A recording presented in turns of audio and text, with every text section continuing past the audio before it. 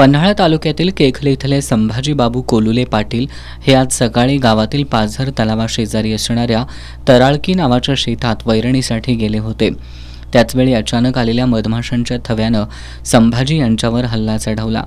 मधमाशांनी कोलुले यांच्या तोंडावर, गळ्यावर, हातापायावर प्रचंड चावा घेतल्यानं आरडाओरडा करत ते उसाबाहेर आले, तरीसुद्धा मधमाशांनी त्यांचा पाठलाग सोडला नव्हता। मधमाशांच्या तावडीतून त्यांची सुटका करण्यासाठी त्यांचा मुलगा युवराज पाटील आणि भाऊ लक्ष्मण कोलुले पाटील हे सुद्धा आले, मात्र मधमाशांनी त्यांच्यावरही हल्ला केला।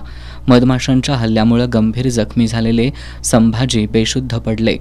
त्यांना उपचारासाठी कोडोलीतील शासकीय उपजिल्हा रुग्णालयात नेलं असता उपचारापूर्वीच त्यांचा मृत्यू झाल्याचं डॉक्टरांनी सांगितलं।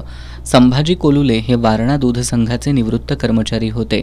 मधमाशांच्या हल्ल्यात जखमी झालेले युवराज संभाजी कोलुले पाटील आणि लक्ष्मण बाळू कोलुले पाटील या दोघांपैकी युवराज कोलुले यांना गळ्यावर आणि हातापायावर मधमाशांनी चावा घेतल्यानं त्यांच्यावर कोडोलीतील शासकीय उपजिल्हा रुग्णालयात उपचार सुरू आहेत।